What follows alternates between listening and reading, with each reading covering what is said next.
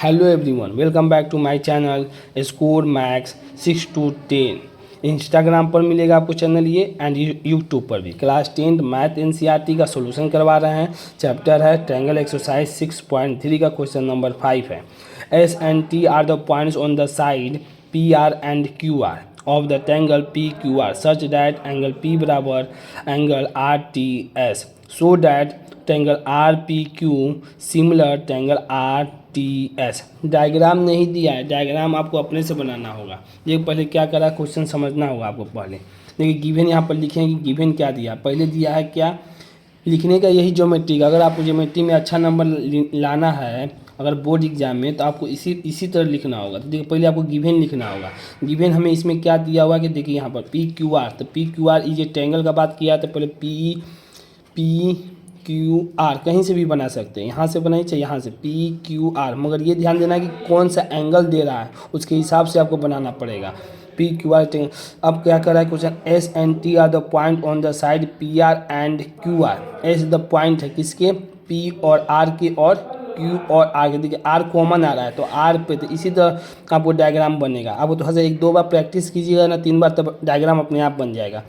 तो पॉइंट है तो पॉइंट लगा दिए, किस पर है, पी आर पे है और क्यू और आर पे है, एस और टी। अब क्या कर रहा है, साइड पी और आर, साइड जो पी और आर है and Q are respectively, P R और क्यू आर रिस्पेक्टिवली मतलब आपस में क्या है, जुड़ा हुआ है, रिस्पेक्टिवली है। अब क्वेश्चन कह रहा है कि एंगल पी बराबर angle R T S, angle P बराबर एंगल आर टी एस। देखिए अपने आप डायग्राम बन गया कि ये एंगल इसके बराबर थी। देखिए ये लाइन अपने आप आपको सोचना पड़ेगा। तो एंगल कैसे बनेगा, जब ये ट्रायंगल बनाएंगे यहाँ से एस और टी को जोड़ेंगे तब तो ये बीच वाला एंगल बनेगा। बस यहाँ पर आप ध्यान दीजिए, ये गिवन है, गिवन आपको इसी तरह लिखना होगा। अब देखिए हमको क्या कहते, गिवन दिया होता है, अब प्रूफ क्या प्रूव करना है ये भी आपको लिखना होगा।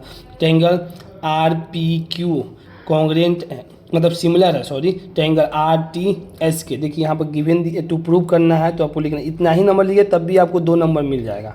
5 नंबर का अगर क्वेश्चन होता है तो इतना एक सिर्फ क्वेश्चन का ये पैटर्न आप लिख दीजिएगा, डायग्राम बनाइए तो 3 या 2 नंबर आराम से आपको मिल जाएगा। अब देखिए क्या करना है, प्रूव करना है। In triangle R P Q prove करना है। देखिए आर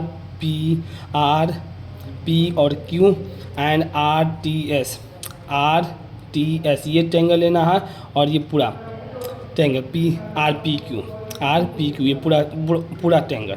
अब देखिए इसमें क्या है, हमें पहले गिवन देखना है कि क्या दिया हुआ है। देखिए आर पी क्यू क्या दिया हुआ है, आर पी क्यू बराबर है आर टी एस के। ये तो गिवन में ही दिया हुआ है। इस तरह भी लिख सकते हैं या हम पूरा भी लिख सकते हैं। पूरा लिखेंगे तो थोड़ा सा बोर्ड एग्जाम, थोड़ा सा पेपर अच्छा करेगा, कॉपी अच्छा दिखेगा लिखने में। अब देखिए गिवन दिया, यहाँ पर गिवन लिख दिया। कैसे ज्योमेट्री में है कि आपको बताना है कि कोई चीज़ कैसे आया है, बस वही ध्यान देना था। यहाँ पर लिख दिया गिवन, क्या कि गिवन में दिया हुआ, देखिए लिखे हुए थे। अब देखिए पी आर और क्यू यहाँ पर, और बराबर है आर एस टी के।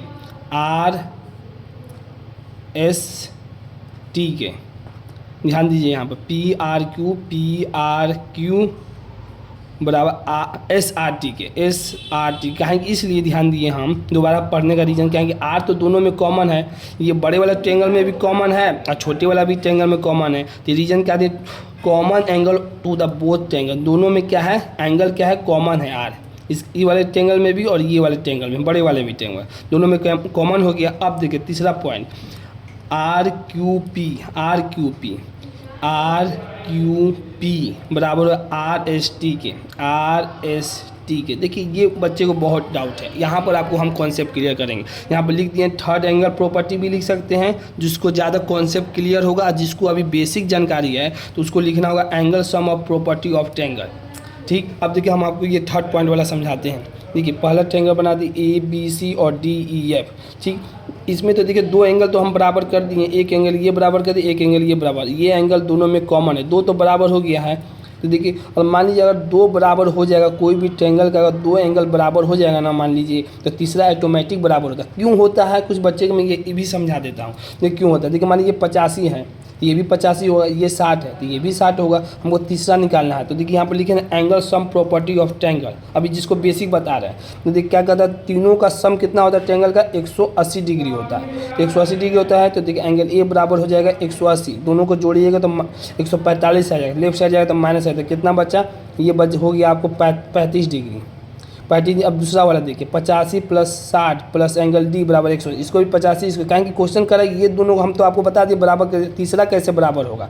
तो एंगल डी बराबर 180, कहें तीनों का सम 180 होता है, लेफ्ट साइड लेकर तो 150, ये भी आएगा 35, ये भी 35 आ गया, ये भी 35 आ गया। जिसको पता होगा ये एंगल, अभी जिसको नहीं समझ में आया तो उसको बता दिया angle sum property of triangle याद रख, दिमाग में आएगा। अब जो पता चल गया कि अगर दो एंगल बराबर होगा तीसरा एंगल बराबर हो, ये स्टैंडर्ड फॉर्म है, थर्ड एंगल प्रॉपर्टी से भी लिख सकते हैं। मतलब आपको प्रूव करके बता दें कि कैसे हुआ है। तो इसीलिए triangle R P Q similar हो गया ट्रायंगल आर टी एस के, किससे, एंगल से। यही आपका क्या हो गया, प्रूव हो गया, यही आपका आंसर हो गया क्वेश्चन नंबर 5 का। अगर आपको वीडियो पसंद आई हो तो इसको लाइक करें, अपने दोस्तों के साथ शेयर करें एंड चैनल को सब्सक्राइब भी करें। Thank you so much.